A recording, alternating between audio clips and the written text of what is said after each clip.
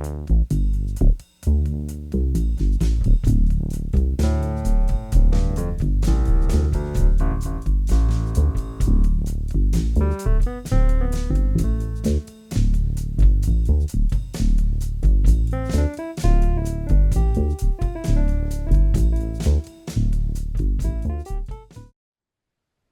do you think of the LRS course, Jayesh?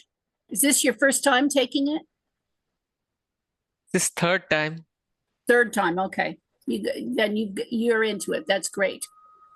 Yeah, I'm not sure if I really into it, but it's good that I'm doing it. I'm glad that. I'm glad. You see that lady behind you there, Sandy? Yes. Sandy took one of the earliest of the Labyrinth Readers course. What did we call it then, Sandy? I don't even remember. Transit Practitioners course. I didn't take that. You know. You were I was there. gone. Yeah, You no. were there.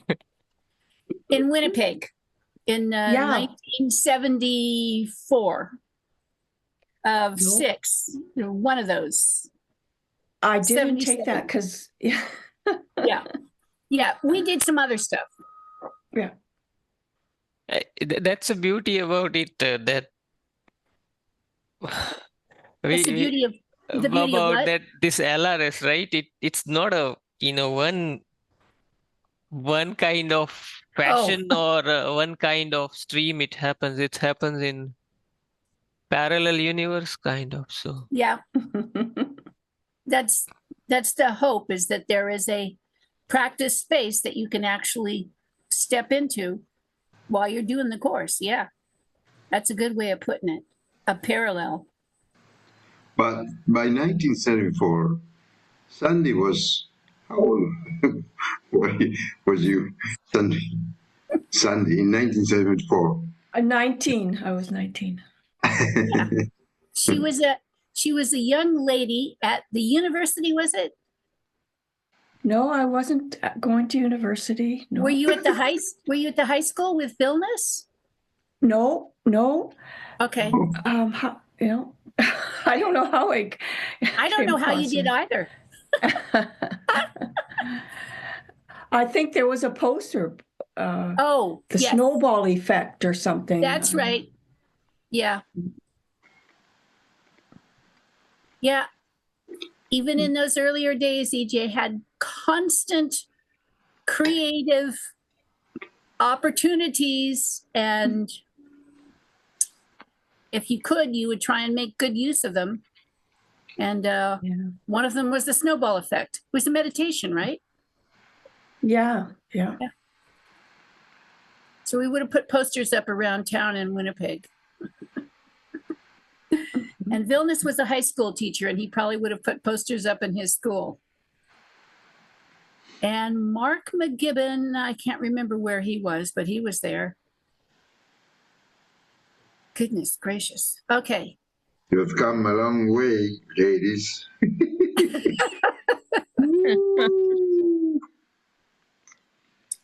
Anyway.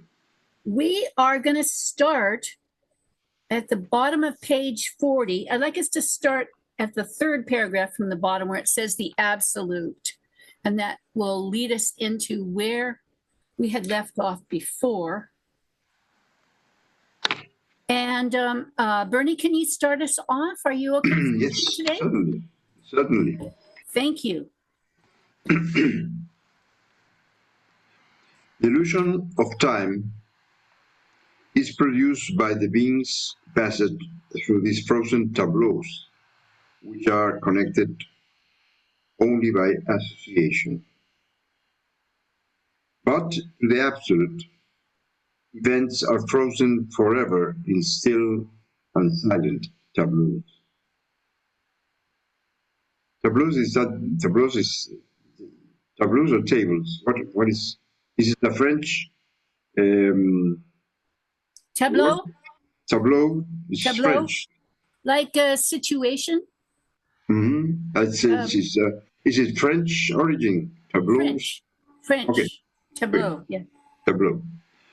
We cannot expect something to happen in the future in the sense of events, because there is no future. All events exist in the eternal moment.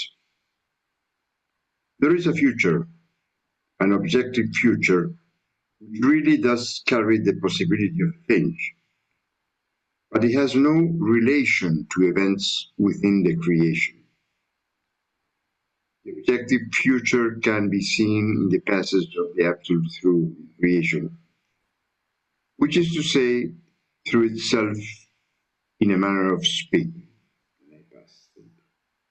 Thank you. Although the Absolute cannot directly alter the creation, it can, over a very long period of objective time, using these repeated passages through parts of the creation, produce change through the power of influence. In much the same way that a diamond cutter polishes a diamond by a slow grinding process interspersed with periodic critical examination of the stone. Pass to Sandy. Our own assumption of a similar work on a smaller scale helps the Absolute, provided we know what we are doing and exactly how we are to work for the best objective effect. Each invocation of the Absolute produces a slight evolutionary effect. Eventually, however, the evolutionary process is complete. Sooner or later, we each end up absorbed into the Absolute, where we wait for the other invocants to eventually show up as we did. And I'll pass. Thank you. Wilson. What happens when the endless creator has absorbed all its interior invocants? No one knows, but it provides some relief while it lasts. There have been other creations which eventually were absorbed back into the endless creator, and then it started all over again with the same events, the same cast of characters. Nothing has ever changed about the creation itself, nor the outcome, but the subjective experience of passage has produced a kind of evolution of the being of the Absolute. And I pass. Thank you. Jayesh. Thank you. We may think of the Creator as some exalted being who sits around and plans the creation. How jolly it is all going to be. But it is not at all like that. A child, in the sense that the Absolute has never grown to adulthood and is now essentially the same as it will always be, except for the possible change which might be brought about by the work. A child who floats without protection in pure, cold, totally empty space, naked and raw, open to the endless void, faced with the fact of unchanging, never-ending eternity, and involuntarily crucified to a creation which, at least in its form, will also never change. Pass. Thank you. Nishant, you reading today? Yes. Thank you. Yeah, thank you. We are here in this world only because above us and below us are the non-phenomenal and the phenomenal worlds. Death and rebirth forming a connecting passage from the moment of death to the moment of birth. Pass. Michelle, are you reading today or just listening?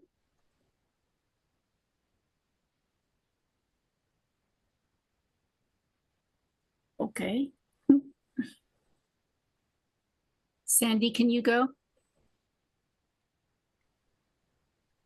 When we have made these two worlds into one unified world, in much the same way as a community may choose to combine all its educational facilities into one single unified school district, we have entered the kingdom. But how do we unify these two worlds? This question became my temporary centrum of gravity for many years, not for myself, but on behalf of others, to whom any attainments of mine would have been useless unless they also understood and could apply the causal factors to themselves. Thank you. I found out that by extending consciousness into both worlds at once through the method of awakening the machine, the two did in fact somehow become one. In a sense, I exchanged an eye for an eye, a tooth for a tooth, a life for a life. But then how was I to communicate this accidental discovery to others for their own transformation? Bernie. The process of transformation results in life in both worlds at once. Now you have the information, but without application, it will be just another isolated fragment of information collected by your perpetual busy little brain. Our goal could be said to be the awakening of the machine for the purpose of the transformation of the being by the machine, the results of which is life in both worlds at once, which is the price we pay to be able to return the hospitality of the Absolute. Thank you. Thank you. Wilson.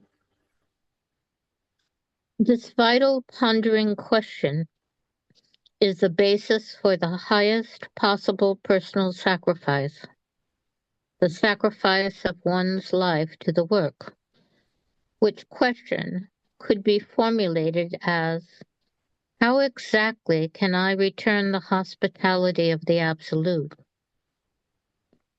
This question already shows the formation of the beginning of real conscience and a partial understanding of the dilemma of the Absolute, upon whom rests the entire burden of the eternal presence of the involuntary creation which forms the world within which we live.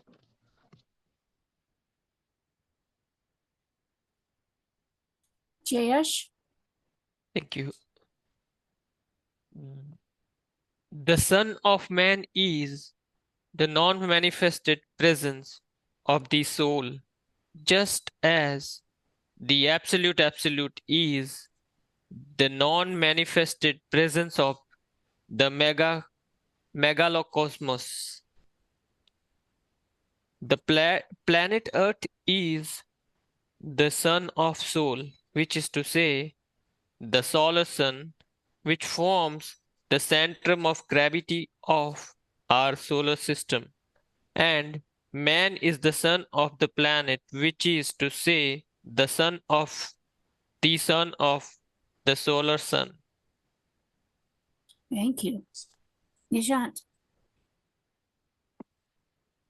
The spirit can exist only because man exists, because man is the reflection of the spirit. This might be confusing because in ordinary life we use the terms spirit and soul more or less interchangeably, although they refer to very different ideas. Everything is formed of spirit. But we must also remember that even pure spirit is a form of matter, although a much higher and more refined matter than organic matter. Thank you. Sandy? But while everything is formed of spirit, not everything has a soul, because a soul is formed only within a machine which is awake, and not only awake, but also engaged consciously in the transformational process. Organic man does not have a soul, because organic man does not have the necessary will to awaken his machine, nor would he wish to if he could. Pass. Thank you.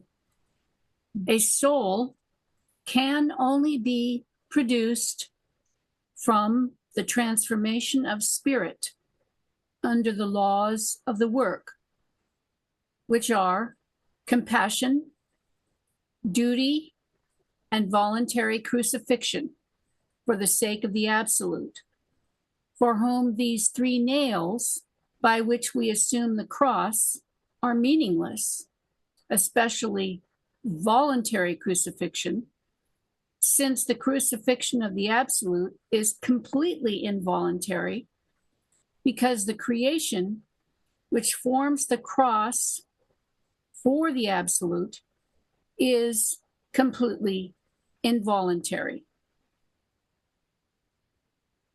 Could you read that again? I'd be happy to read it again. I would like it if I understood it, but I'll read it anyway. A soul can only be produced from the transformation of spirit under the laws of the work, which are compassion, duty, and voluntary crucifixion for the sake of the absolute, for whom these three nails by which we assume the cross are meaningless, especially voluntary crucifixion, since the crucifixion of the absolute is completely involuntary, because the creation which forms the cross for the absolute is completely involuntary. Is that better? Yes, thank you. I'm not sure I have it at Yeah. all. I've decided I never am going to try and understand one of these paragraphs at a time. I always have to try and put them in the context of all the other paragraphs because it just doesn't work. Bernie, would you please read the next paragraph for us? Yes. So, Spirit, sorry. Oh, go ahead. Yeah, I Nishat? just so compassion, duty, and voluntary crucifixion. These are the three nails. Yes.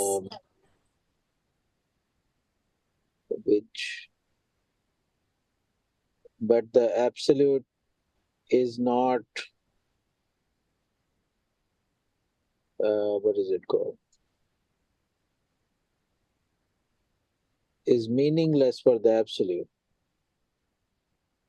The voluntary crucifixion. Okay. But why are the the 3 nails, compassion, duty, and voluntary crucifixion, why are they meaningless? Yeah, that's To what the because it absolute, says you that. mean? Yeah, because it says that for the absolute, even the creation is completely involuntary. In the second reading, I think I understood something of this, but anyway, it's not easy.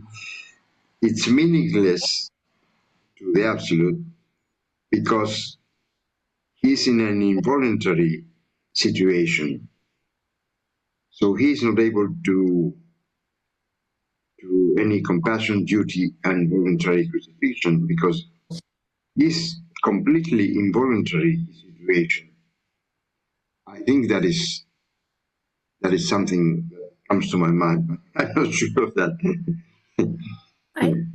I heard it the same way, and it took me a while to figure out that when we use the word absolute, it's not the same as creation. And when I got those two separate, I realized that they're saying creation, which is the cross of the absolute, is involuntary. That would mean that the other things cannot be of use because they have to be voluntary,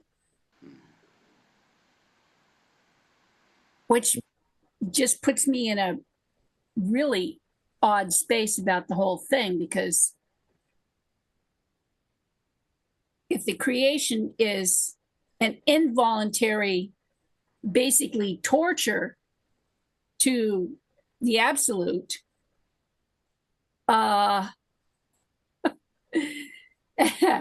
never mind, I can't get anything past there. I mean, anyway, that's maybe if we go on, we might we might find some answers. I would like to add and share this. Yeah. From my point of view, I'm programmed by as a Christian or Catholic, whatever. Yeah.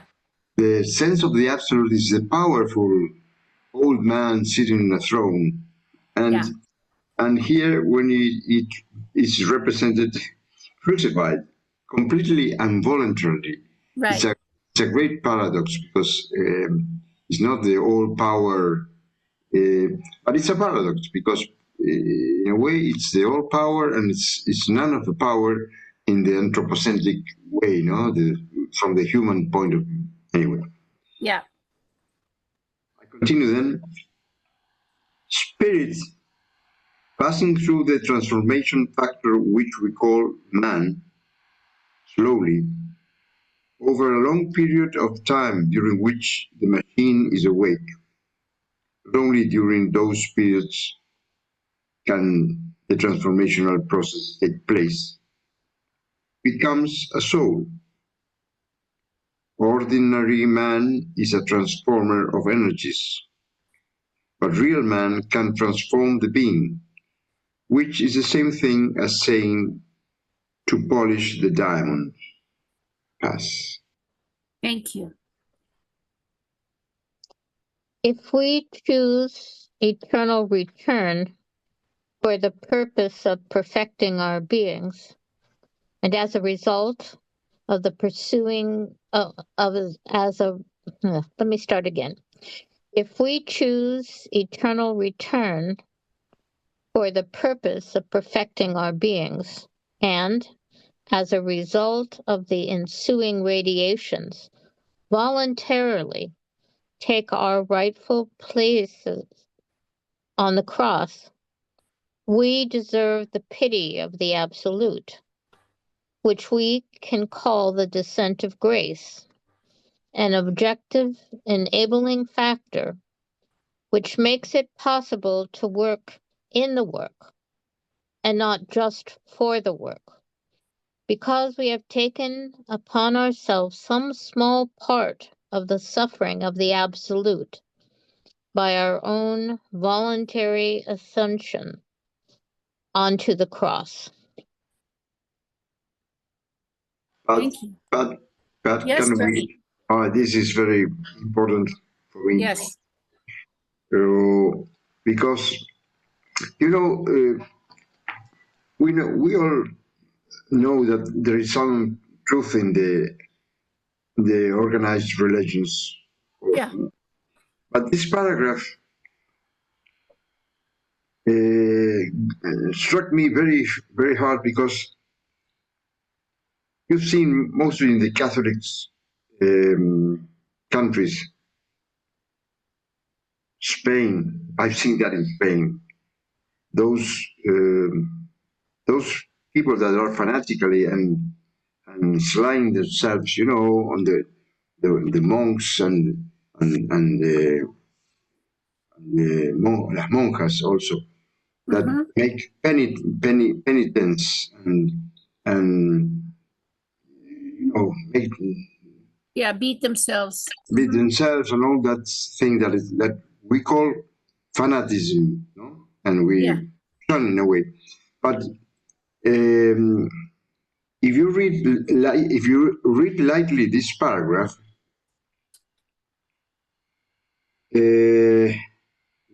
what I sense is a um, transactional action. If I behave well and I've slain myself and I have pain, I will be grace will fall on me. No? But I think that is something that has turned wrong or whatever in the organized religion, no? And you can see many people that and I say to myself also, I am one of those that have that kind of transactional action, no? You know, if I behave well, when you are children, if I am a good boy, I will get the prize. I will be loved, and we loved by the eternal bearded man of there, no? But I think we all know somehow that is not the question here, no? Hopefully. Yeah, I agree. But I think that there's a way of reading this paragraph, which is, if you notice, one sentence. I think there's a way of reading the sentence in parts and pieces differently than it's put across here. So I read it differently this time. I read, if we choose eternal return for the purpose of perfecting our beings, because we have taken upon ourselves some small part of the suffering of the absolute by our own voluntary ascension onto the cross. So I took the first phrase and the last phrase and I put those two together. That's the purpose of doing it. And then the second one is, we deserve the pity of the absolute, which we can call descent of grace, which makes it possible to work. We deserve the pity of the absolute, which makes it possible to work. That's how I put the two together. I didn't put them all together as one thing because I couldn't follow it in my brain. And I can't hear you. Sound. Well, I get the point. Yes, thank you. I get the point. So I just realized that I was running around in a circle. And if I took the bits and pieces out and looked at what that meant for me, I might find something that was true for me. That's what I did. Go ahead, Wilson. Well, the thing, though, that I get from it was more about which makes it possible to work in the work and not just for the work. It makes, for me, a sense of how remote the work is from where I am. That you know, maybe even remote from the idea of working for the work. so maybe it's just, maybe I'm more just at the stage of hearing about the possibility of working for the work. Do you know what I mean? I mean, this whole chapter makes it seem so remote and inexorable to a human life form like myself. Yes. Okay. I would like us to go on. Where were we? Suffering absolute is not pain. Okay, and I'll go. Jayesh, yes, please. Yes. Suffering absolute is not pain.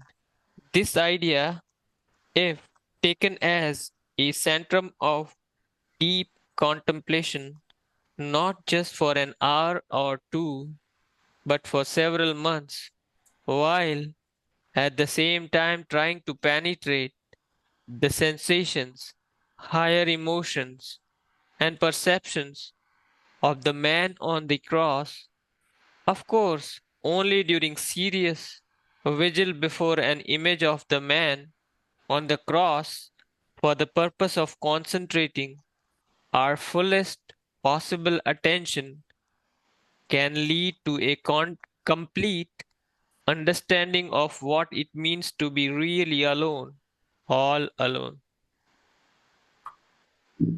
All one. All one. Yeah. Yeah. Thank Man, you. yeah. Yes. Man suffers mechanically from something that happened or did not happen.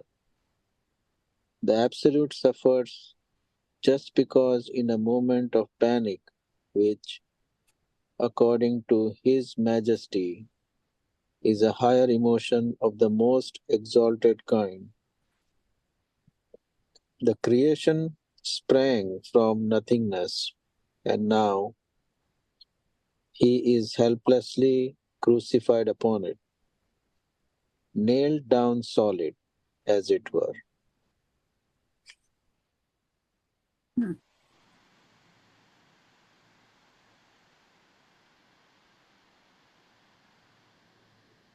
It sounds as if the absolute, I mean, how I translate is that the absolute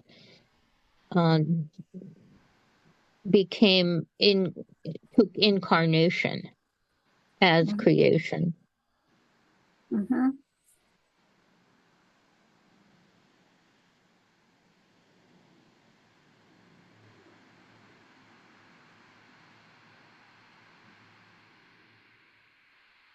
Well, let's go one more. Sandy. The Absolute is all one. Eternally sensing. I'll give that to you again. The Absolute is all one. Eternally sensing the agony of eternity. And there is no one else out there. Outside help will never come. If he is to help himself, he must find the means within himself. At the same time, he knows that this world is not real, just clouds floating in the empty sanctuary. The endless absolute produces the sense of sensation in order to make the creation sufficiently real to be able to descend from the cross in order to ask man for help. Sensation in this sense is the father of subjective reality. How is the physical world to be experienced if not with sensation? Sensation is an intermediate step to an imaginary descent from the cross into the phenomenal world.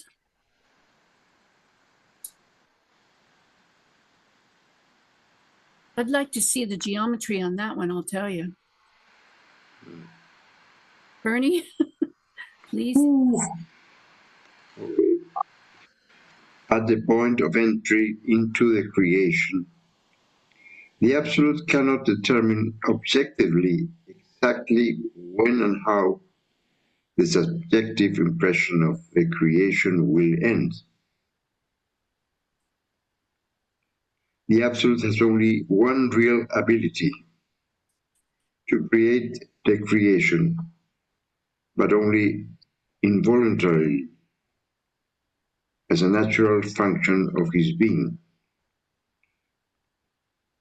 If at any time he takes direct action, by which I mean some real change in the course of events, a new creation, exactly the same as the previous creation, with the same cast of characters and the same events and imaginary history and future history, takes the place of the previous creation. Thank you. In other words, he can turn the volume up or down, change the stations, make it brighter or darker, more or less intense, but he can never, ever turn it off permanently, because even when it is turned off, it snaps back on again in the blink of an eye. Thank you. If we were the Absolute and for one reason or another wished to return to the phenomenal world, we could ask ourselves, how can I ascend the cross? To reverse this, we could use the urge to descend from the cross.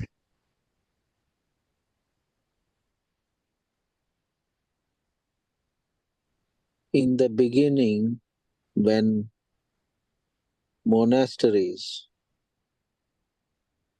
were first founded in this world, several centuries before the time of the Egyptian Empire, this three-centrum contemplation on the cross through the keeping of the vigil was introduced. But after a while, as in all things, it was reduced to the usual sophomoric mental trash and sentimental syrup, and the means for ascent and descent of Jacob's ladder were quickly lost.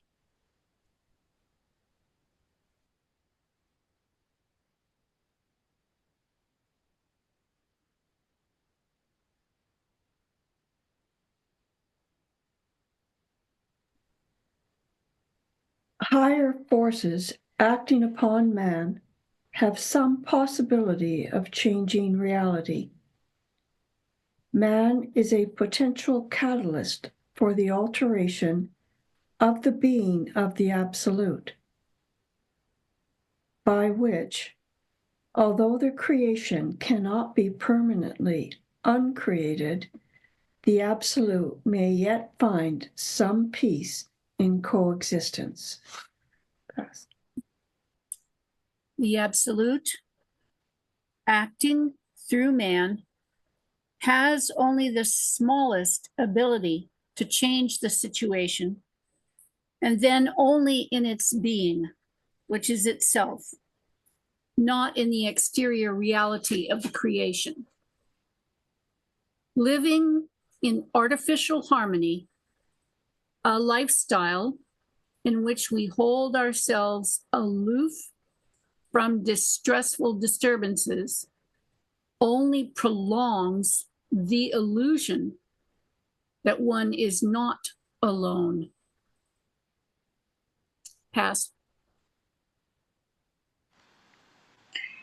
Sensations of pain are very different from sensations of suffering. Sensing the suffering of the Absolute by three centrum identification with the man on the cross is a good method of prayer absolute, if one can really sense what it means to be on the cross, not just for an hour or a day or even a very long time, but forever with no hope of release. If the Absolute had been completely seduced into total immersion in the phenomenal world, there would be no possibility of awakening and transformation.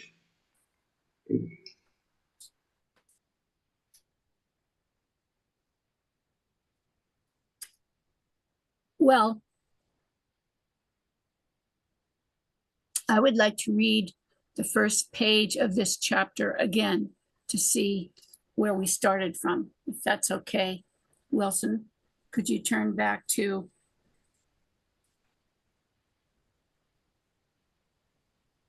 page 37 and start chapter 5 again?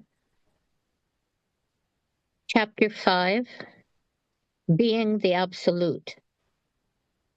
Although the Absolute cannot directly alter the creation, it can, over a very long period of objective time, using repeated passages through the creation, produce change by the radiating power of influence. Being the Absolute is like never-ending baptism, a total immersion in a saltwater flotation tank without external sensations or vision. Eventually, the weight of timelessness gives way to full-blown tactile hallucinations. And I pass. So we are continuing, huh? Okay. Thank you. When we invoke the presence of the Absolute, in much the same way we invoke our own presences into the biological machine, the Absolute is able to subjectively experience the phenomenal visions, the hallucination of a lower order of life, which is us and our world. And although to us the experience may seem to continue for years, to the Absolute, the whole passage from beginning to end seems like only one moment, one single outbreath. At the end of the outbreath, life comes to an end, and the being is recalled into the Absolute by the in-breath. Pass. This involuntary process of being drawn back by the in-breath of the Absolute is called the Great Return. And each passage of the Absolute through the creation is subject to this inevitable return.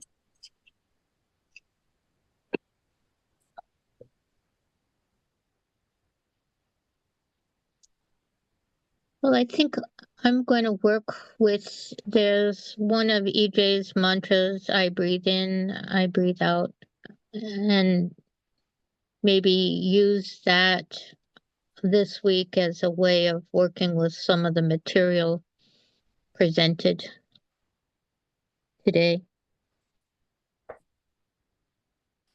Thank you, Wilson. I'd like, Sandy, if you wouldn't mind to finish the group reading together today with the third paragraph on the next page, 38, which starts with now allow the breath. Okay. Now allow the breath of life, which we have pushed out of ourselves, to return into ourselves, bringing the life force back to its source. At the same time, annihilating all trace of the lifetime, even its memory. Because we have nothing in which to store memories, and all traces of the life are now extinguished. This more or less describes the subjective experience of the Absolute in its passage through the creation, although it is more dreamlike in quality. Thank you.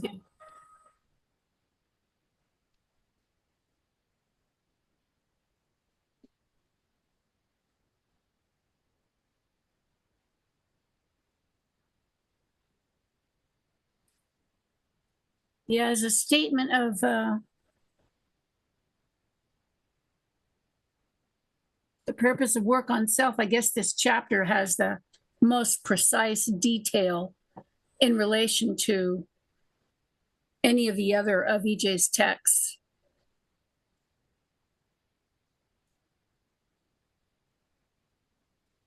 And I know there are a lot of exercises and things out there, so maybe this next 2 weeks we can look to see what we use that works for us.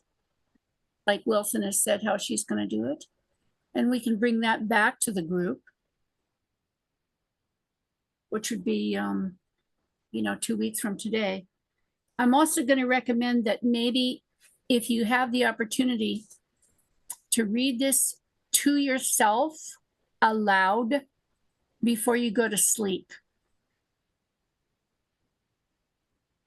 The Yeah. whole chapter. Do you mean? Well, not all at once, but yeah. So Okay. Yeah. Pieces in whatever sequence. I don't think it matters. I've read this, I don't know, maybe 25 times in the last year. And I doesn't seem to make a difference what the order is. If I get something, I can go back and apply it, and then I redo it again anyway. So reading it all at once would be a long read for me, but whatever works, but aloud. Read it aloud to yourself so you're hearing it as well as speaking it. So I have the first paragraph, right? First, the in the bold itself says the absolute cannot alter directly the creation. So what absolute keeps going through the same creation itself and radiating its power of influence. So it kind of creation, let's say, is hume, or I don't know. So just dark. Creation is dark, and now absolute itself goes through and radiate itself in it with its own power of influence. Yep. Yep. Interesting. Intriguing, huh? Yeah. Yeah. Like we lit the candle and it radiates the light, and we extinguish again. It's gone again, dark. Again you light. Again. Yeah. Or Interesting. you take a life, or you end a life, or you take a life and you end a life, you take a life and you end a life. Oh, okay. Wait a second. Is that doing anything? What's going on? Yeah. Yeah.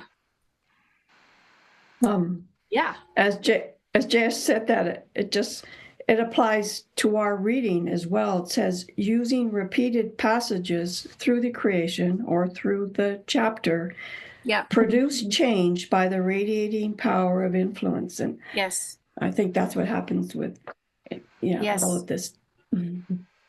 It's I'm very grateful to still be able to see.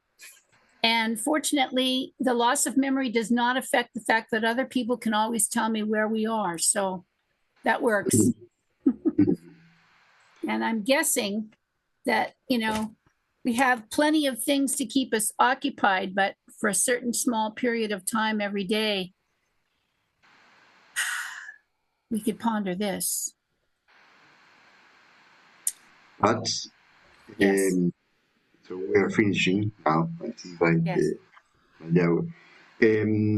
I would like to share something that during this hour reverberated in my mind or whatever.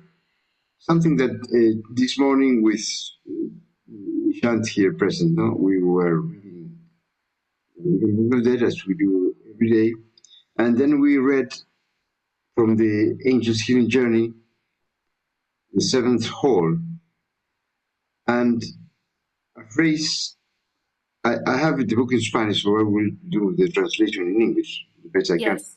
But a phrase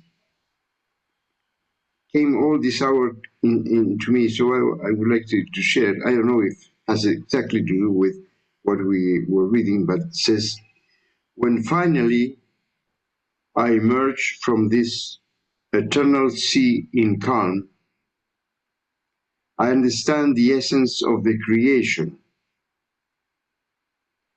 and the greatest of all the secrets is revealed. How can I lose myself and find myself at the same time? I sense it was relevant for what we reading anyway. Yes, thank you. Yes.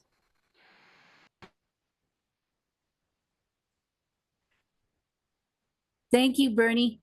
I appreciate how your attention lasts through many hours. It's going on what? Almost 12 hours here. Oh, now I have to eat. Anything else for today? Only four lines make sense. The rest is just absolute. Yes, the 4 lines make sense. Absolutely. That's a good one. All Phenomena Phenomena is Illusion. Illusion. neither Neither attracted nor nor repelled, repelled, Not not making making any sudden sudden moves. moves. My habits habits will carry me carry through. me Carry through. Thank you so much. Thank you. Bye all. Bye. Thanks all.